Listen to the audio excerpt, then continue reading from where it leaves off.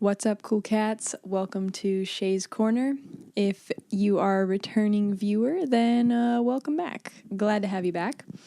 Today, I'm really excited because I'm going to be introducing my book with reading the first chapter and also just talking a little bit about some of the inspiration for my book and some books that I think it's kind of resonates with, books that I grew up reading and really enjoyed and took inspiration from myself. So I hope you'll enjoy it as much as I've enjoyed writing it and sharing it with you. First, we'll start with a little breakdown of genre and some of the books that I enjoyed growing up with. So one of them is Thegiver. Really the whole series, that whole series by Lois Lowry, it's kind of a loosely, for those of you that have read it, you know what I'm talking about. It's kind of like a loosely based series where it's knit together through more of a universe, and it's not super clear that it's like the same universe until like towards the end of the series, but really well done, very like dystopian, and I just really enjoy that, and I took a lot of inspiration from that with the dystopian elements in my book. Next, we have, this is actually the sequel, but I couldn't find where I put the first one, but it's the Francine Rivers Mark of the Lion series, the first one being Whisper in the Wind. I just really enjoyed the Mark of the Lion series and the Left Behind series because of the way that they jump back and forth between narrators. So it goes from different people's perspectives within the book, and I took inspiration from that in my book and really enjoyed that type of writing style and reading style as well. Next, we have Suzanne Collins' Hunger Games series, which just most people know that by now. A little less obscure than the other two. But yeah, Hunger Games is obviously super dystopian, kind of sci-fi-ish, and just really a good, fun coming-of-age series that I really enjoyed and took a lot of inspiration from. I would say personally that my book, Amber Hills, The Way Home, is very loosely inspired by those, but also inspired by books like Perelandra by C.S. Lewis and just the Narnia series in general, although mine is a little less fantasy, more sci-fi. Also, I took a lot of inspiration from the Hayao Miyazaki anime film, Whisper of the Heart. So Shizuku was someone who inspired me personally just to start writing, no matter how young I was, because I thought, I have to be a certain age to start writing. And so I actually started writing this novel at about like 13 years old. And I remember after watching Whisper of the Heart for the first time, that was when I really got inspired to like, I can just write down these ideas and I don't have to wait to put them down on paper. So yeah, I would say those are my biggest inspirations as far as other works of art goes and just stuff that I grew up reading. As far as genre goes for Amber Hills, The Way Home, I really have always enjoyed sci-fi and fantasy type novels. This is more sci-fi and less fantasy, but also has a lot of those dystopian elements, has a little bit of time travel mixed in there. I loved Doctor Who in my high school and middle school era, so that was really fun to incorporate some of that in. And then it also has some touches of faith and spirituality, which just is a lot of my journey as well. I am proud to say that I am a Christian, and I loved reading Christian authors like Francine Rivers and C.S. Lewis, and I definitely try to incorporate a little bit of that into my novel as well with one of the main characters' faith journeys. Actually, both the main characters. So yeah. Without further ado, now that there's a little bit of background and kind of setting up the inspiration for the novel, I will go ahead and read you guys the first chapter. And this is what it looks like if you haven't seen it. It is called Amber Hills, The Way Home, and it is the first novel in the Precious Time series. Yes, I am working on a sequel and potentially a prequel or a third. So first I'll just read the back. For those of you who may not have heard the back before, this is just it right here. Penny and Maphesis both find their lives turned upside down when unforeseen circumstances involving a woman, a mystical stone, and a mysterious purpose forces their paths to cross in a series of events that leads them both into unknown worlds where old practices of faith and spirituality thrive in hidden spaces. Though they are from two very different realities, their time together sheds light on both the past and the future and leads them on a new path of fate. If you enjoyed that little teaser, stay tuned as I will be reading Chapter 1. Chapter 1. When Normal Ends. They are on to me. We have to hurry. I thought I would have more time than this. Please help me. Just do it quick. I know it's unpleasant. Layla was in disarray, and Maphesis had never seen her like that before. Her eyes darted back and forth as she held the laser pin to her arm. I don't know if I can. Before Maphesis could finish, Layla yelled, Just do it! I don't think I can myself, but I showed you how. If you have trouble, I'll try to walk you through it again. Layla was shaking. She rubbed a numbing salve on the palm of her hand and swallowed a pill quickly. Then she covered her eyes and looked away. Maphesis turned on the laser pin and cut into her palm until he hit the chip. Using the sterilized pliers, he ripped the chip out of her hand as gently as possible. She yelped in pain. I'm sorry, it's almost done though. It's out now, Maphesis said. Hurry, Layla shouted. Maphesis turned the laser back on to the heat setting and used it to seal the open wound on her hand.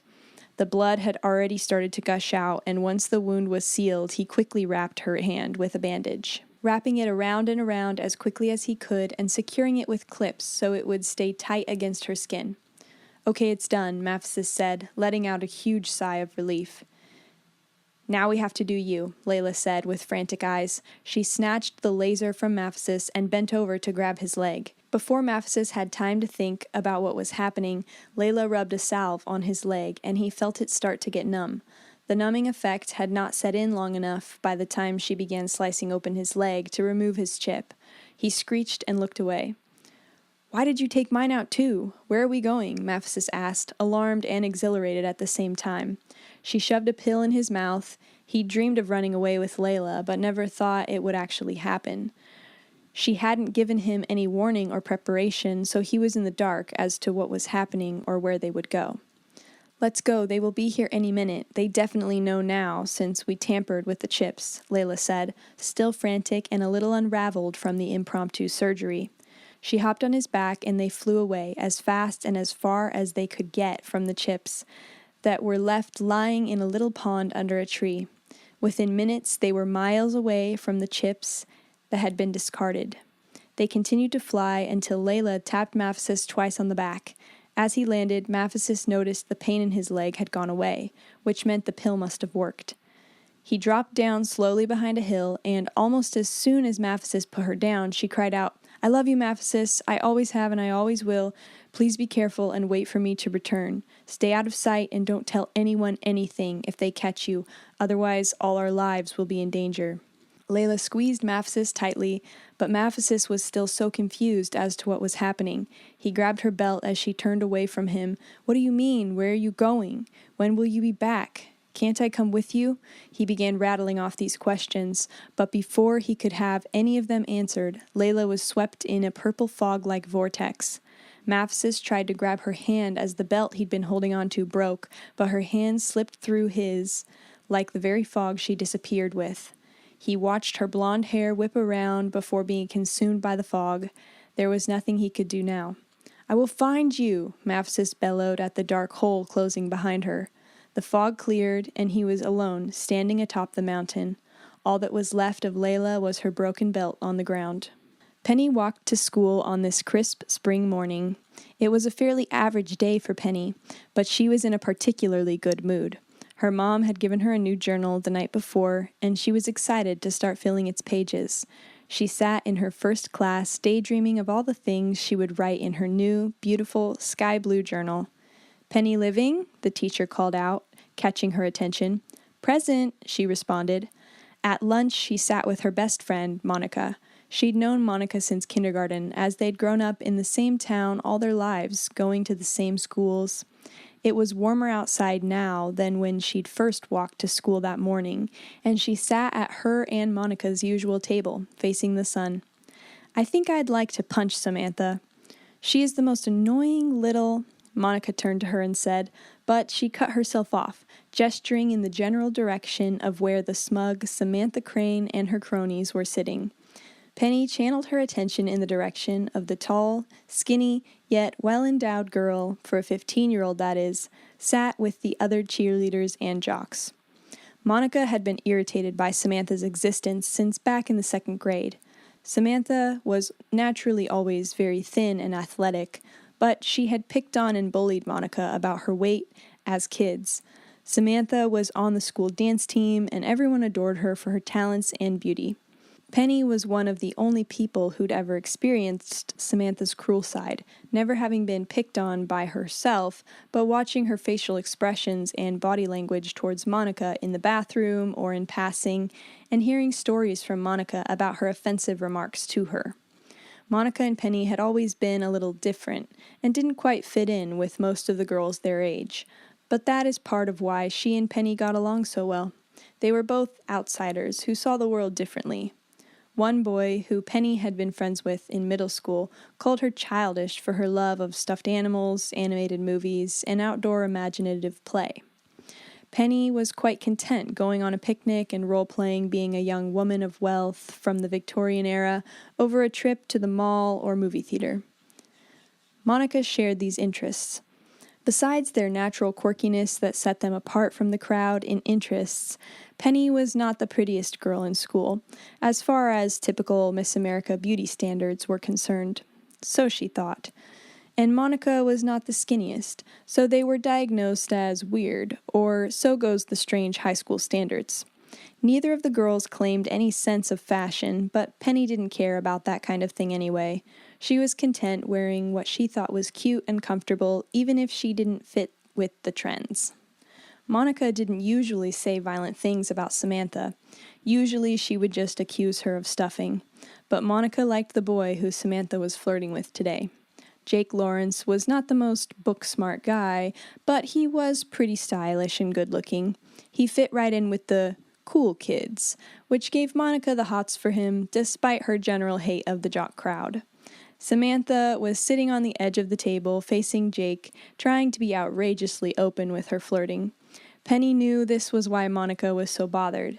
In an attempt to get her friend's mind off the situation, Penny began telling Monica about the new journal Penny's mom had given her. Monica was pretending to care, too focused on the Samantha and Jake situation to really hear what Penny said. But Penny didn't let her friend's lack of enthusiasm offend her. The bell rang, ending lunch, and Penny bid Monica farewell with a wave of her hand as she picked up her backpack. Monica caught Penny's eye and gave a nod in Samantha's direction before rolling her eyes and sticking out her tongue towards Samantha to show her disgust with the girl. Penny rolled her eyes and laughed as she walked away towards class. She wished she and Monica had a class together. It was always lonely in class. The remainder of Penny's classes went by quickly, and it was very warm outside by the time the last bell rang. On her way home from school, she walked past a field that her and Monica used to play in as kids.